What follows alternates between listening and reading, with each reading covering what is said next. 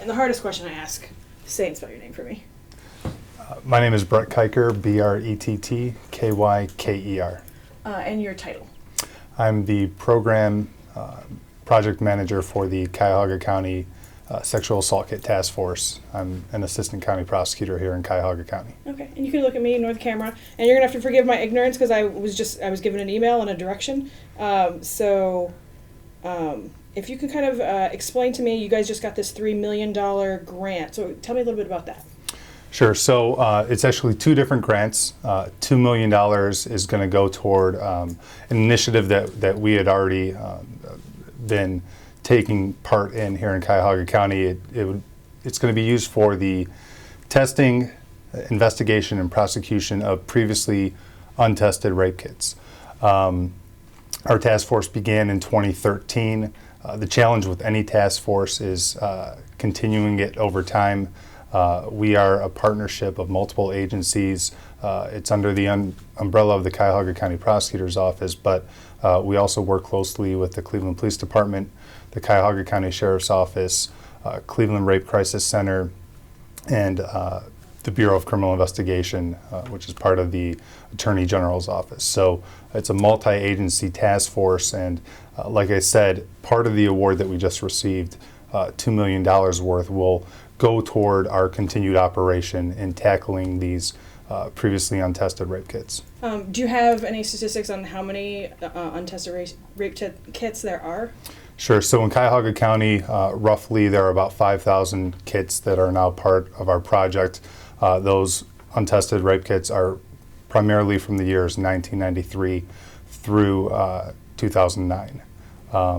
In addition, we are also looking at some kits which were previously tested but may not have been tested using current technology or tested in full. So the entire universe of our project is about 6,700 rape kits, again for the years 1993 through 2009.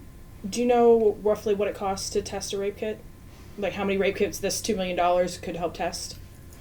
Well, the money, the $2 million that was just awarded, most of the rape kits are now, they've been tested. Okay. And the Bureau of Criminal Investigation, they've done a phenomenal job testing this number. But testing is only the first step. And obviously, you got to investigate and see if the rape kit is going to result in prosecution. And so the $2 million that we were just awarded is going to be primarily used to fund current levels of operation in terms of investigators and victim advocates. A portion of that money is also going to be used with the assistance of the Cleveland Rape Crisis Center to bring in training for task force personnel and also to develop materials that can be distributed to victims to just kind of help them cope with the process and understand the process, the criminal justice process, and being recontacted on these old offenses. Is there anything else you'd like to touch on while I'm kind of perusing my email? Sure. So another portion of the $2 million is going to be used by the Begun Center at Case Western Reserve University. They've become a great partner of the task force over the last couple years. They are an embedded researcher here in Cuyahoga County. They work closely with the task force, and they're helping to inform practices. They're doing studies, analyzing data, trying to give us more information about sexual assaults in general, about who the offenders are, who the victims are, and what the best practices are going forward.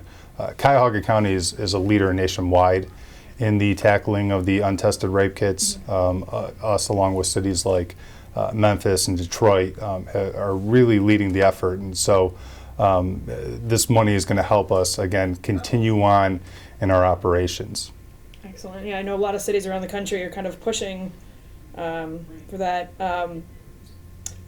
Where's the task force? How does it stand today? What's gonna? I know you just mentioned that you're kind of leaders in the nation. Is that? Sure. So in terms of the sexual assault kits that have been tested and fully investigated to date, we're about a third of the way through our project.